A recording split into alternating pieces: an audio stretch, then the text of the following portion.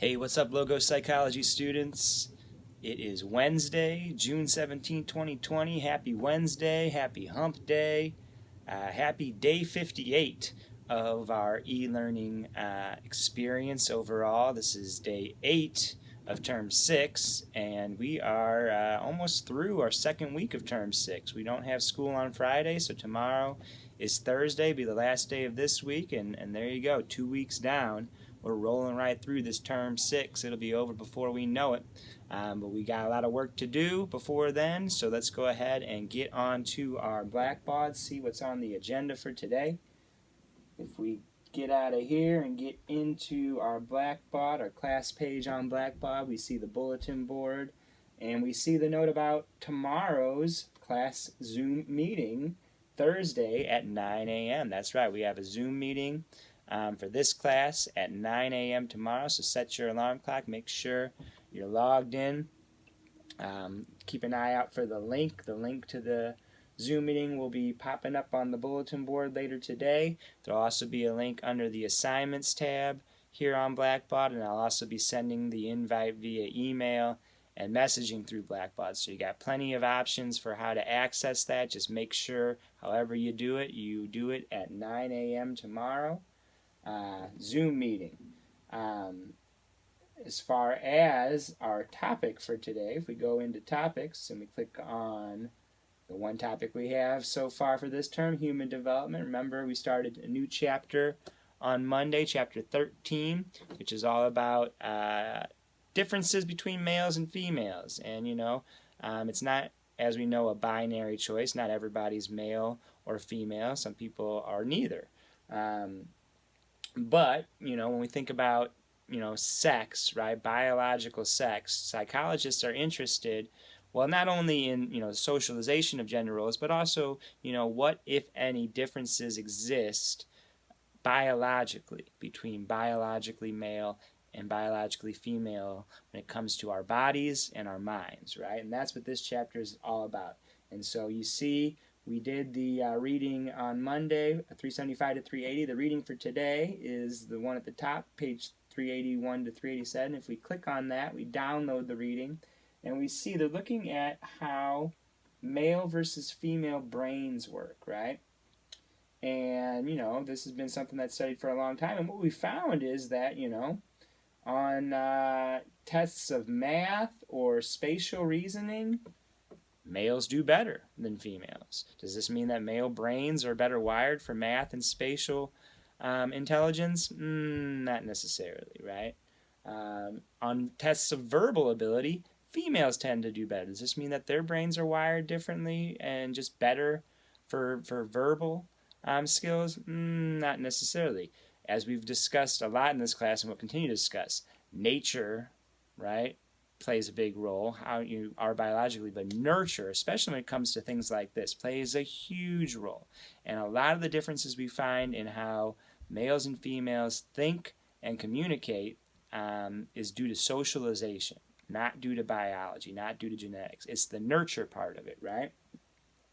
And it begins from a very, very early age. Again, lots of studies have been done to look at how people communicate with infants, right, whether they're male or female. And what we know is that we communicate differently, right? People treat a male infant differently than a female infant.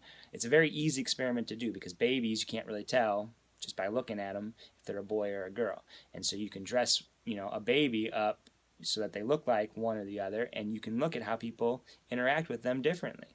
And they do, right? And so, that socialization of gender roles begins at birth, right? How people communicate with you. And what we find is in our society, right? Males do better at certain skills and females do better at other skills. Males and females communicate differently with each other. But the question is, how much of this, if any, is due to genetic, biological differences? Some of it probably is, right? But we also know that a lot of it's due to social differences. And so that's where these pause for thought questions come in. There are 5 pause for thought questions. I think they're kind of in the middle of the reading, not at the end like they usually are. but they're right here on page 383, but they deal with this whole section that goes to page 387. And as always, you can answer those questions multiple ways. You can do them through the Google Forms, which are here on topics, but also under the Assignments tab. There it is right there. If you click on the link under the Assignments tab, you can submit it through the Google Forms or through the online submission. And then we also have our question of the day. And again, this question of the day, let's take a look at it, is getting at this idea. Because this is the thing. I remember there's a great program of college courses that you can actually listen to. They're like books on tape, or you can get the DVDs or CDs. I used to listen to it in the car, right? And so they have these college professors presenting these lectures. And I remember listening to one on, I forget what the actual topic was called, genetic psychology or evolutionary psychology. That's what it was, evolutionary psychology. And this professor was talking about how evolution has, shaped who we are. That's the nature part of it, right?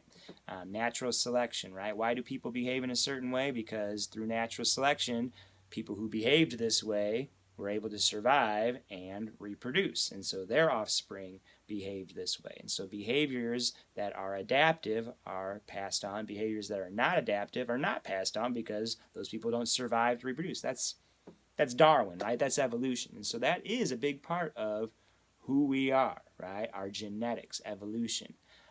It's kind of a controversial topic because, again, it's saying that we don't have complete control over who we are. Evolution plays a big role in it, but then also it doesn't let us off the hook. I can't control it. That's just the way I'm wired. That's just the way evolution happened.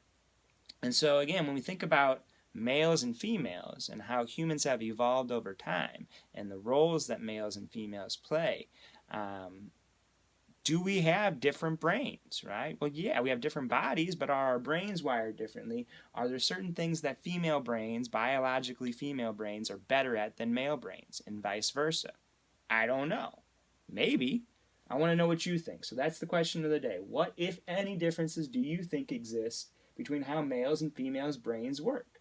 Are there any intellectual tasks that you think one group is generally better at than the other? Again, think about evolution. Think about humans, right? And how, the early human societies, how the tasks were split up between the male members of society and the female members of society.